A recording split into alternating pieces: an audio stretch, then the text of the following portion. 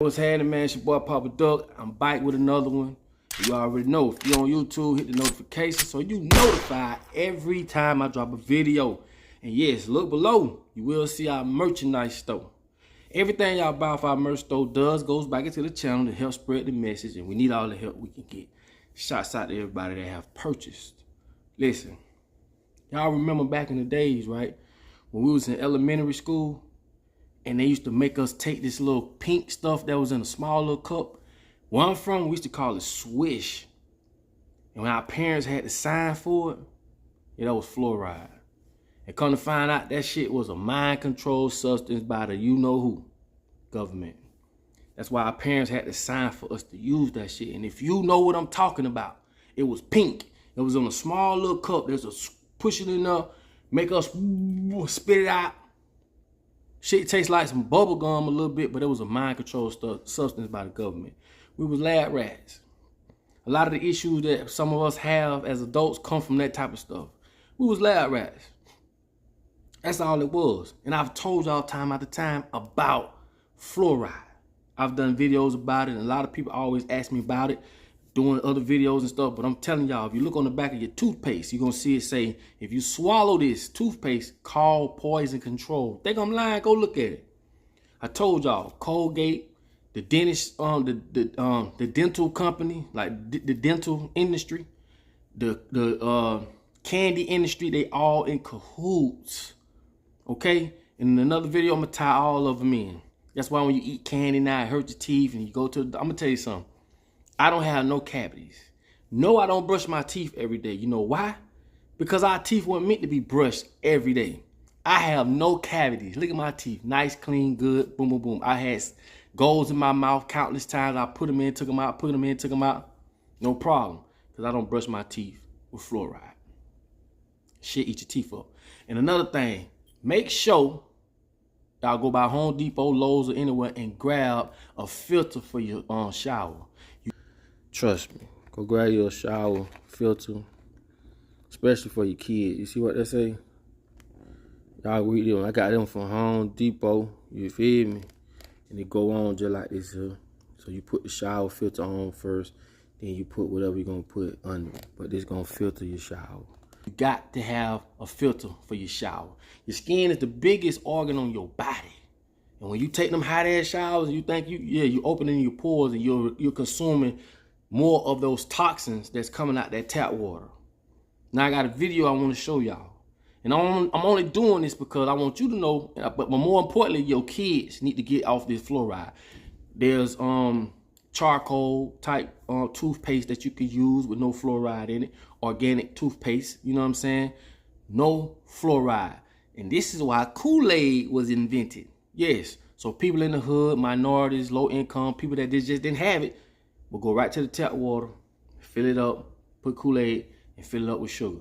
Keep telling y'all, man, these people don't give a fuck about us, man. That's why I be going off like that. And we steady be going to them for help. We need to stop it, okay? But with no further ado, please check this video out. And if you love your kids, your mama, your daddy, your brother, your sister, your cousin, your nephew, your sister-in-law, brother-in-law, I don't give a damn. Even your dog. If you love them, do not give them fluoride. Here's why. There have now been over 100 animal studies which shows that fluoride damages the brain. There have also been 23 IQ studies, most of them from China, but one from India, one from Iran, and one from Mexico, which show an association between moderate exposure to fluoride and lowered IQ in children. And I actually visited the villages where one of these studies was done. It was a very good study. They controlled for lead, they controlled for iodine. Most of the villages were the two villages were almost identical, except for the fact that their well water was different. And the author of this study estimated that the IQ would be lowered at 1.9 parts per million. And that offers no adequate margin of safety for children drinking water at 1 parts per million when you consider the massive range of sensitivity to any toxic effect, and the fact that once you put fluoride in the water, you can't control the dose. Another concern, which many of us have had for many years, is fluoride's impact on the thyroid gland.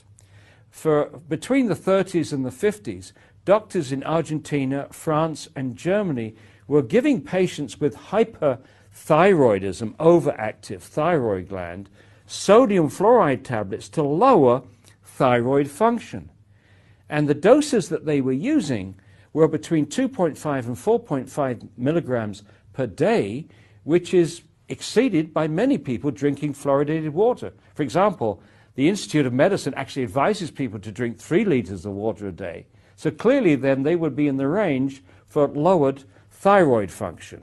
And once again, as in many of these other issues, the fluoridating countries, including the United States, are simply not doing the studies. They're not investigating to see if there's a relationship between fluoridation and lowered IQ, fluoridation and arthritis, fluoridation and hypothyroidism.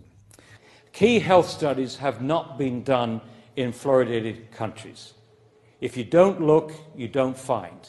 They would like to imply, because they don't see anything, there's nothing wrong. But if they're not looking, they won't find.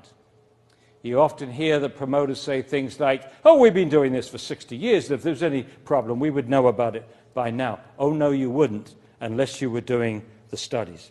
Another issue that came out in 1997 was a researcher in England found that fluoride accumulated in the human pineal gland. And the pineal gland is a little gland between the two parts of the brain, the two hemispheres of the brain. It's not protected by the blood-brain barrier.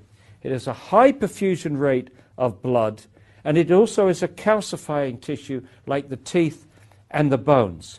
And so this researcher hypothesized that fluoride will be attracted to this tissue, this little gland, like a magnet. And sure enough, when she investigated, the average level of fluoride on these little calcium hydroxyapatite crystals was 9,000 parts per million, up to 21,000 parts per million, which means that this little gland has a higher concentration of fluoride than any other tissue in the body, including the bone.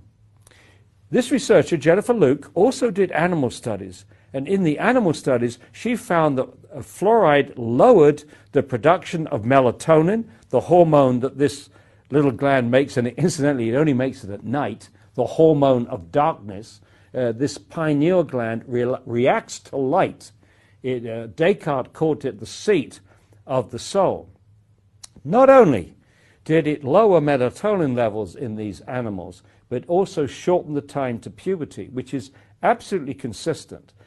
Melatonin is thought to act like a biological clock, involved with timing of puberty, timing of aging, timing of jet lag and sleeping patterns and so on. Controls all kinds of things. And what they think happens that with the child, at birth, the melatonin levels are high, and with childhood, they gradually lower, and at a certain point, the lowered melatonin levels trigger the production of the sex hormones, leading to puberty. Ironically, that first study that was published, which I already referred to in the bones, also recorded that the young girls in the fluoridated community, Newburgh, were menstruating on average 5 months earlier than the young girls in the non-fluoridated community. Now, they didn't think that was significant at the time. Now, with Jennifer Luke's work, it is clearly takes on a new perspective. Kids now are reaching puberty 7, 8, 9. It has people very, very worried. But once again, the fluoridating countries have made absolutely no effort to reproduce Jennifer Luke's work. And it's not difficult. They could have done it easily. The Department of Health and Human Services has adopted to this, quote, sacred policy of fluoridation is to deny, critique the methodologies, but don't attempt to reproduce the studies. If you don't look, you don't find. And they're using the absence of study as if it was the same as the absence of harm, which is absolutely ridiculous, utterly irresponsible. So now they're giving every indication, particularly the Center of Disease Control that avidly promotes fluoridation around the United States, and around the world for that matter. The impression that they give is that it's more important now to protect this practice than to protect the health of the American people and our babies and our children.